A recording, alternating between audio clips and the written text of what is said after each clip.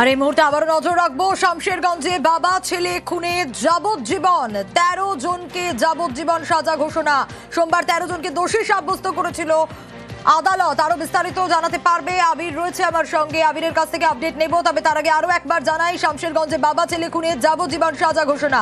১৩ জনকে যাবজ্জীবন সাজা ঘোষণা এবং সোমবারই ১৩ জনকে দোষী সাব্যস্ত করে আদালত। ১২ই এপ্রিলের এই ঘটনা। ১২ই এপ্রিল খুন হয়েছিল হরগোবিন্দ দাস ও চন্দন দাস এবং ১২ই এপ্রিল সেই খুনের ঘটনা যেখানে ধারালো অস্ত্র দিয়ে কুপিয়ে খুনের অভিযোগ ছিল। খুনের তদন্তে রাজ্য সরকার সিট তৈরি করে। খুনের তদন্তে রাজ্য সরকারের তরফ থেকে সিট তৈরি করা হয় এবং আজ সাজা ঘোষণা হলো জঙ্গিপুর আদালতে। সোমবার দিনকেই ১৩ জনকে দোষী সাব্যস্ত করেছিল আদালত। গতকালই সাব্যস্ত করেছিল ১৩ জনকে দোষী সাব্যস্ত করেছিল আদালত এবং ১২ই এপ্রিল এই খুনের ঘটনায় যেমন গতকাল ১৩ জনকে দোষী সাব্যস্ত করা হয়, ঠিক সেরকমই আজ সাজা ঘোষণা হলো। প্রণব, আরো ডিটেইল আপডেট নেব প্রণবের কাছ থেকে। প্রণব, পরিবারের সদস্য রয়েছে না, তারা অন্যদিকে রয়েছে।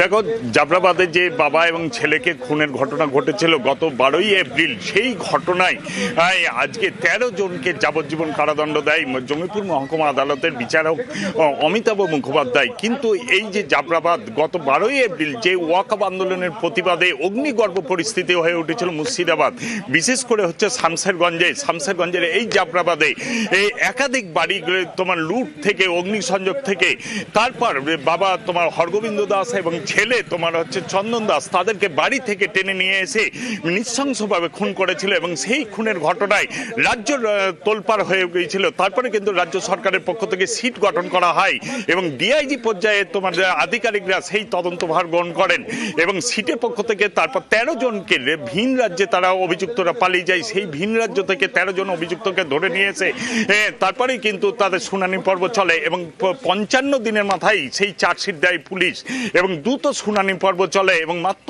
৮ মাসের মাধ্যমে গতকালকেই কিন্তু তোমার জঙ্গিপুর মহকুমা আদালত তোমার দোষী সাব্যস্ত করে ১৩ জনকে। তারপরে কিন্তু আজকে ১৩ জনকে কিন্তু যাবজ্জীবন কারাদণ্ড দেয়।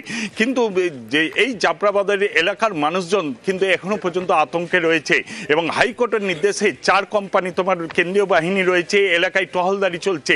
তারা কিন্তু ভাবছে যে যাবজ্জীবন নয়, তারা চরমতম শাস্তি অর্থাৎ ফাঁসি চেয়েছিল এবং তারা সেই কারণে কিন্তু চাইছে যে অন্তত পক্ষে বিএসএফ যদি স্থায়ীভাবে থাকে তাহলে কিন্তু অন্তত পক্ষে কিছুটা হলেও নিরাপত্তায় থাকা যাবে, শান্তিতে থাকা যাবে।